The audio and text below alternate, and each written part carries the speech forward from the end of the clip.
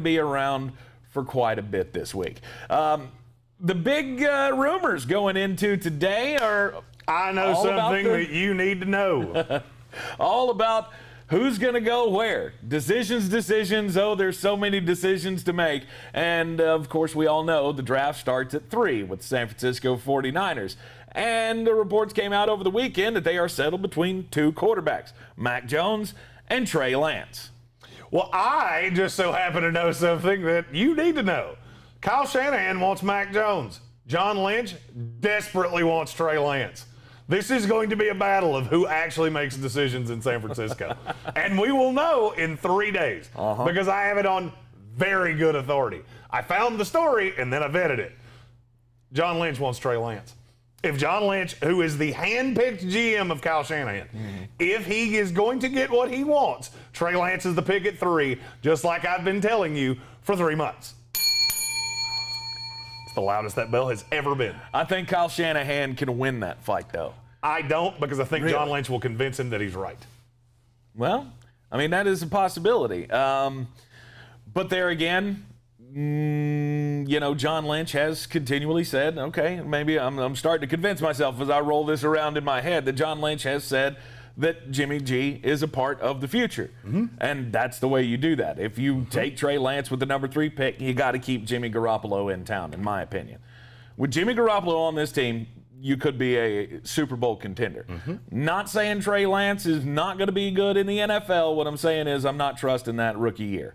I'm not trusting a rookie to get us to the Super Bowl. And I think we're right on the doorstep. Had we not had all the injuries last year, the San Francisco 49ers, I believe, would have been dead in the hunt again for the Super Bowl.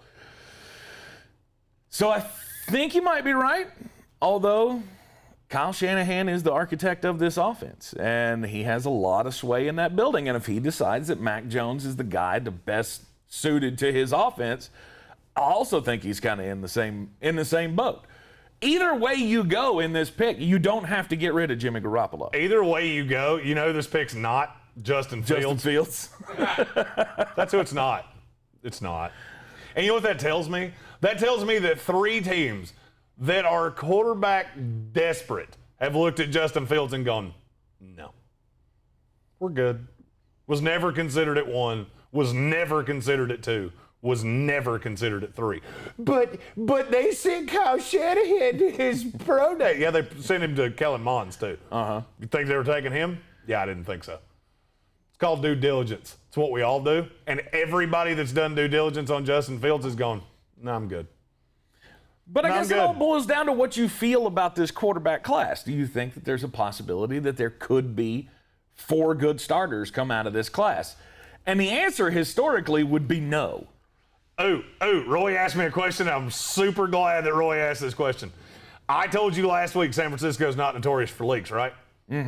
Ask yourself the question that I have asked 1,000 times between our 2 shows. Who wants you to know this? When something comes out, who wants you to know this? And the answer is super simple. It's John Lynch.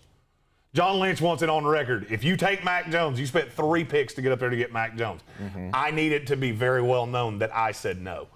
You did this, not me. This is Kyle Shanahan. If this is not Trey Lance, I did not do this. My job and my reputation is on the line here because we made this move, and I want it known that I wanted Trey Lance. That's where that came from. The Mac Jones thing, yeah, I've always thought that was bullshit. But there were parts of it that didn't make any sense to me. The thing that didn't make sense was, okay, why in the hell? San Francisco leaks nothing. Why does everyone know they're taking Mac Jones? Well, it's because somebody might have been, hey, I like old Mac. People close to Kyle Shanahan, who, by the way, now there are staffs on 3 teams that are close to Kyle Shanahan, not going to be as airtight as it used to be. Right. Because you tell your buddy something, drinking a couple beers, I'm real big on Mac Jones. And then we know. And why does this leak come out on Monday? Because John Lynch is not sold on Mac Jones. John Lynch wants it very well known. If that's who we take, not on me. If I'm making the decision, it's Trey Lance. Me too. And it's been that way the whole time. Of what I've seen between the 2 quarterbacks, I think Trey Lance has the highest ceiling and Mac Jones has the highest floor. The same thing that I think we've been saying over the last couple of months. There's no doubting that Mac Jones can get the ball down the field. What he did at Alabama was fantastic. I think Kyle Shanahan's got a great argument here. If he is a guy that can come in, I can plug him into my scheme, and I can use him. He's a great quarterback at timing the ball to his wide receivers, and that's what Kyle Shanahan's offense is all about. So I can see that. On the other hand, I'm looking at this in John Lynch's perspective of, I can see Trey Lance. Mac Jones to me is what,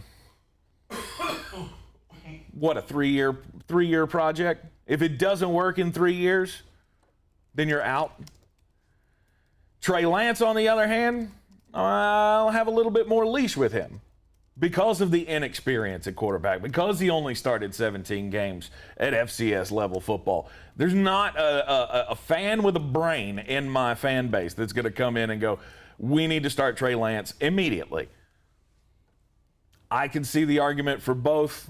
I would like to see this go John Lynch's way because I think it will. Trey Lance can be phenomenal. I think it will, by the way. I think it will. Because here's the thing. Kyle Shanahan's one of the safest coaches in the NFL. Yep. And what John Lynch just did, whether it was intentional or not, I can't tell you that John Lynch was sitting in Doug's office going, I'll show him and his little dog too. I'm not saying that. What I'm saying is now the information is out. Mm-hmm. And I'm not going to be the only person that's going to say this today. I just found this out. Literally not 4 minutes before we went on air, and I sent a text, and I got a thumbs up back, which means that's our little lingo for ta-da. You have a point. That is what that means. So I would wager I'm not going to be the only one that says this, and you know what that does? And Roy said this is the end of the honeymoon phase. Not necessarily. So. Not necessarily. This could just be, hey, watch the reaction to this. Mm-hmm. Hey, watch. People have been calling us stupid for a month because we gave all this up to get Mac Jones.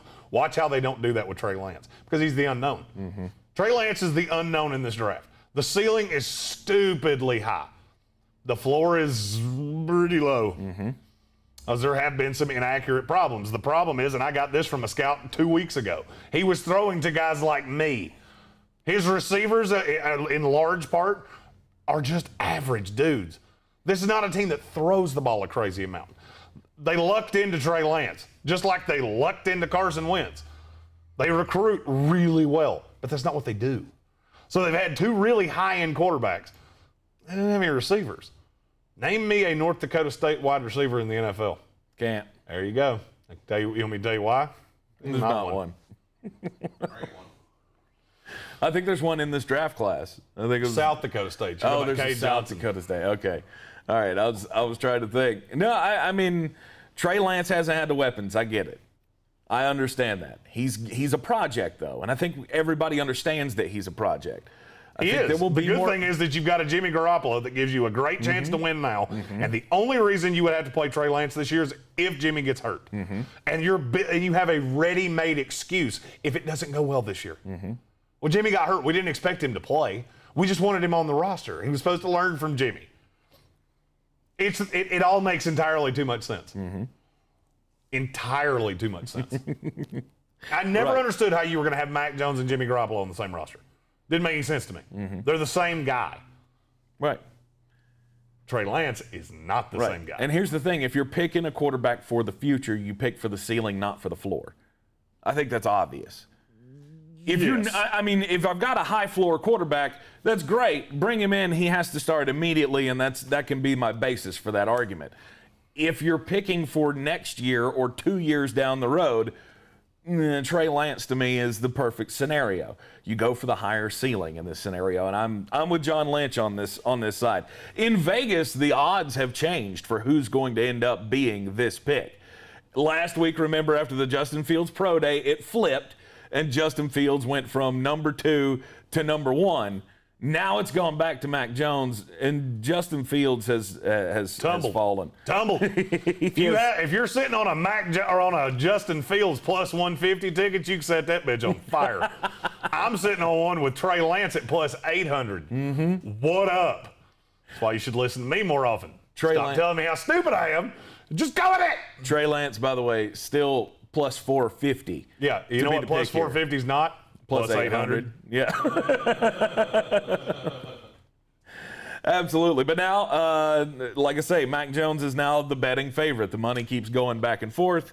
It seems that most of the money and the majority of the money and the majority of the bets are all on Mac Jones now because the firestorm has swept through. Everybody seems convinced that it's Mac Jones. And I'm not one of them.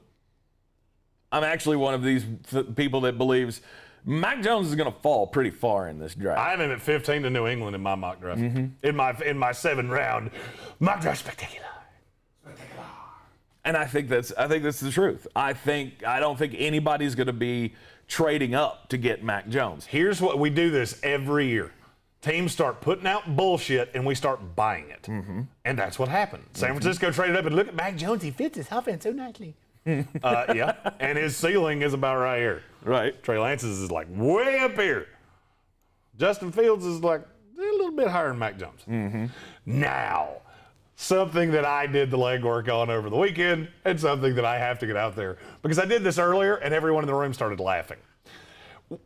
We can now definitively say that at least the top 3 teams in this draft have Justin Fields no higher than 4, correct? Yes. I don't think it's even debatable. Yes, I agree. Would you like to hear who the last 20 fourth quarterbacks in a draft were? Oh, yeah. So what this means is that 3 teams that needed a quarterback looked at you and went, no, we're good. Yeah, here's who they've been in order. Jordan Love, Drew Lock, Josh Rosen, Deshaun Kaiser, Christian Hackenberg, Sean Mannion, Derek Carr, Matt Barkley, Brandon Whedon, Christian Ponder, Colt McCoy, Pat White, Chad Henne, John Beck, Kellen Clemens, Charlie Fry, J.P. Lozman, Rex Grossman, Josh McCown, Marquez Tuiasosopo, T. Martin. Now that's the last 20 fourth quarterbacks in the draft. You want to talk about an NFL bag of dicks? Yeah, that is bad. Jesus. I mean, there's only one purity pubic hair in that bunch, and that's Derek Carr. If you added the best quality of all 20 quarterbacks that I just said to one quarterback, you might have a legitimate starting quarterback in the NFL. Maybe.